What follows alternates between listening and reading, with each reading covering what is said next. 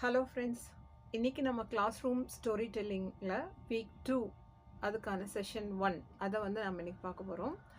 Last week வந்து நம்ம leadership விஸ் authority அப்படிங்கிற தீமை வந்து இன்ட்ரடியூஸ் பண்ணியிருந்தோம்.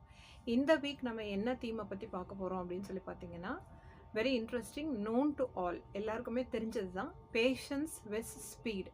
இதுக்கு தெரிஞ்ச ஒரு ஸ்டோரியவே நம்ம வந்து இன்ட்ரடியூஸ் பண்ணலாம், நியூ ஸ்டோரிஸ் வேண்டாம். ஆனால் அதுலேருந்து இன்டர்பிரட் பண்ணக்கூடிய ஐடியாஸை வந்து நம்ம நியூவாக வந்து உங்களுக்கு கொடுக்கலாம். So the hare and the and அப்படிங்கிற ஸ்டோரி எல்லாருக்குமே மோஸ்ட் ஆஃப் தெரிஞ்சிருக்கும். அல்லது இதை வந்து முயலும் ஆமையும் அப்படின்னும் அந்த டர்ட்டில் கதையும் வந்து சொல்லியிருப்பாங்க. இப்படி சொன்ன உடனே கதை என்னன்னு எல்லாருக்கும் தெரிஞ்சிருக்கும். நான் டீச்சர்ஸ்க்கு தெரிஞ்சிருக்கு அப்படின்றதுக்காக நான் சொல்லியிருக்கேன். But student some of them might not be knowing the case, தெரியாமையும் இருக்கலாம்.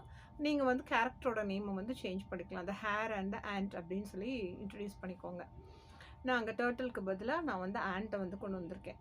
ஸோ அதை ஸ்டோரியை நீங்கள் சொல்லும்போது வேறு ஒரு பெரிய காடு இருந்துச்சு, அங்கே நிறைய அனிமல்ஸ் இருந்துச்சு, எல்லா அனிமல்ஸும் ரேஸ்க்கு தயாராகிட்டு இருந்துச்சு. அதில் ஒரு சின்ன எறும்பு வந்து தன்னைத்தானே ரொம்ப ப்ராப்பராக ப்ரிப்பேர் பண்ணிட்டு இருந்துச்சு. அதை பார்த்து ஹேர் வந்து சிரிச்சுது, முயல். Anyway I am the quickest person who is going to win the race. இருந்தாலும் உனக்கும் ஒரு நம்பிக்கை இருக்கா, இவ்வளோ ரொம்ப ஸ்லோவாக நடந்து ப்ரிப்பேர் பண்ணிகிட்டு இருக்கேன் அப்படின்னு சொல்லி அதை பார்த்து எள்ளி நகையாடுது. அப்போ அதுக்கு அந்த ஆண்ட் சொல்லுது, I am doing my own proper preparation for the race அப்படின்னு சொல்லுது. அதுக்கிட்ட எந்த பதட்டமுமே இல்லை.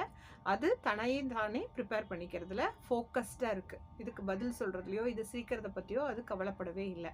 ஓகே, டைம் வந்துச்சு, ரேஸில் என்டர் ஆனாங்க. உடனே ரேஸ் ஸ்டார்ட் ஆச்சு. எல்லா அனிமல்ஸும், அந்த ரேஸில் பங்கேற்கிற எல்லா அனிமல்ஸும் ரேஸில் பார்ட்டிசிபேட் பண்ணும்போது ஒரே ஓட்டமாக ஓட்டி தெரிச்சு வேகமாக போனது அந்த ஹேர் தான். ரொம்ப தூரம் போய் திரும்பி பார்க்குது, யாரும் கண்ணு கெட்டின தூரம் வரைக்குமே வரல.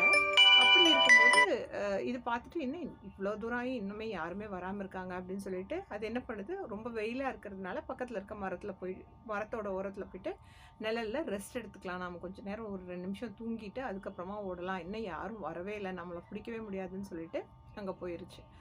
இப்போ இது வந்து அந்த 2 நிமிஷம் ரெஸ்ட் எடுக்கலாம் அப்படின்னு நினச்சது 4 நிமிஷம் ஆச்சு, 8 நிமிஷம் ஆச்சு, 12 நிமிஷம் ஆச்சு, மோர் தென் 20 மினிட்ஸ் ஆச்சு, தாங்கியே போயிடுச்சு. அதுக்கப்புறம் அது கண்ணை முழிச்சு பார்க்கும்போது என்ன நடந்தது அப்படின்னா, அந்த ஸ்லோவாக ப்ரிப்பேர் பண்ணி தன்னைத்தானே ப்ரிப்பேர் பண்ணிட்டு இருந்த அந்த ஆண்ட் வந்து கன்சிஸ்டண்ட்டாக அதனோட ப்ரிப்ரேஷன் ஸ்டைல்லையே ஸ்லோ ஸ்டெப்ஸ் எடுத்து வச்சு போயிட்டே இருந்து அந்த பீக் பாயிண்ட்டை அடைஞ்சிருச்சு. இது தூங்கி முழிச்சு பார்க்கும்போது and has stuck to the or hit the point of race அதை பென் பண்ணியிருந்தது. ஸோ ரொம்ப சோகத்தில் ஆழ்ந்துருச்சு ஹேர். இப்போ வந்து அந்த ஆண்ட்டை சொல்லுச்சு, என்னன்னு சொல்லுது, அதை மீட் பண்ண போகும்போது, it is not the speed which decides the winner, it is the consistent and small steps proper steps decides the winner அப்படின்னு சொல்லிச்சு.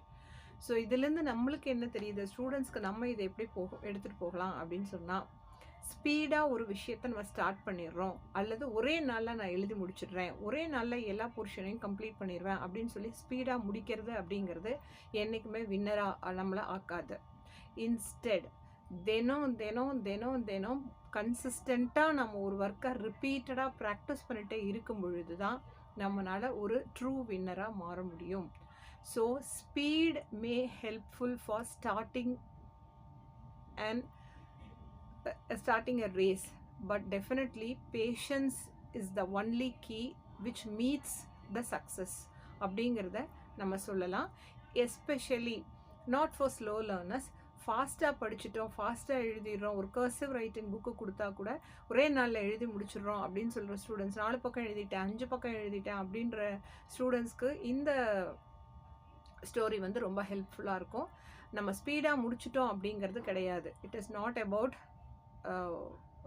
Completing it faster, but finishing the race on time with all the thing அப்படிங்கிறது தான் வந்து முக்கியமானது அப்படிங்கிறத நம்ம புரிய வைக்கலாம். இது வந்து ப்ரைமரி சில்ட்ரனுக்கும் ரொம்ப ஆப்டாக இருக்கும், ஆஸ் வெல் அஸ் ப்ரீ ப்ரைமரிக்கும் யூஸ்ஃபுல்லாக இருக்கும். ஸோ எஸ்பெஷலி யாரை நம்ம ஃபோக்கஸ் பண்ணுறோம் அப்படின்னா, ஒரு டைம் கூட ரிவைஸ் பண்ணுறதுக்கு ரெடியாக இல்லாத ஸ்டூடெண்ட்ஸ்க்கு இந்த கதையை நம்ம ஸ்டைலில் சொல்கிறது மூலமாக அவங்களுக்கு கன்சிஸ்டன்ட் எஃபோர்ட்னோட இம்பார்ட்டன்ஸ் என்ன அப்படிங்கிறத நம்மளால் புரிய வைக்கலாம். ஸோ மீண்டும் அடுத்த வாரம் வேற ஒரு தீமோட சந்திக்கலாம். பேஷன்ஸ் வித் ஸ்பீட் உங்கள் கிளாஸில் எப்படி ஒர்க் அவுட் ஆச்சு அப்படிங்கிறத சொல்லிட்டு வாங்க பார்க்கலாம்.